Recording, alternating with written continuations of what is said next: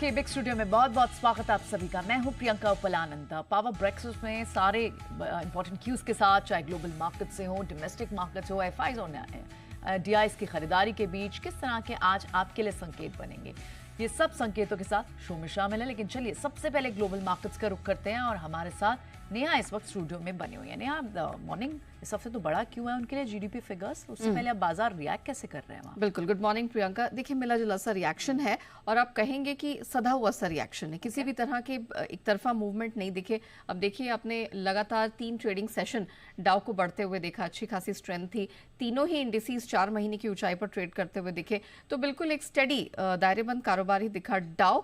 यहाँ पर हमने इसे ऑलमोस्ट 150 पॉइंट ऊपर से, दिन के ऊपरी स्तर से गवाकर 106 पॉइंट नीचे बंद होते हुए देखा।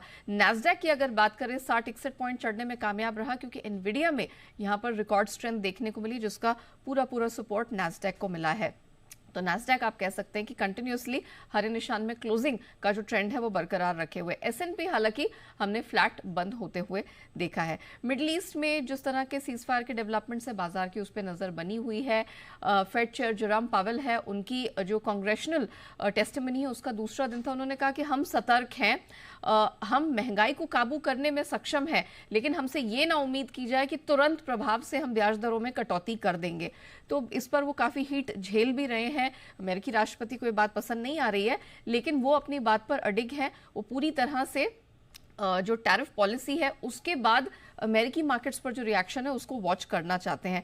साथ ही आपको बता दूं कि यहाँ पर जो होम सेल्स के नंबर निकल कर आए अमेरिका में, घरों की बिक्री के आंकड़े, वो यहाँ पर उनकी जो गति है उसमें गिरावट आई है, अक्टूबर 2024 के निचले स्तर पर जाते दिखाई दें। तो इन सब फैक्टर्स के चलते बहुत ही सधा हुआ स्टेडी सा रिएक्शन हमने यूएस मार्केट्स में देखा। आज भी अगर आप देखें, डाउ और नैस्डैक फ्यूचर्स में दायरेबंद कारोबार ही देखने को मिल रहा है।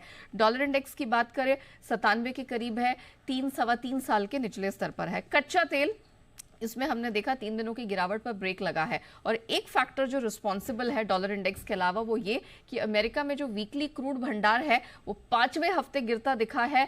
11 साल का ये सीजनल लो है और अनुमान से कहीं अधिक 58 लाख बैरल की गिरावट दिखी है। तो इस चीज को सपोर्ट कच्चे तेल को मिलता हुआ दिखाई दिया है। सोना चांदी देखा जाए तो यहाँ पर हल्का फुल्का ट्रेड दिखा है, थोड़ी निचले स्तरों से कुछ बार्गेन बाइंग, कुछ सपोर्ट आता हुआ दिखाई दिया है।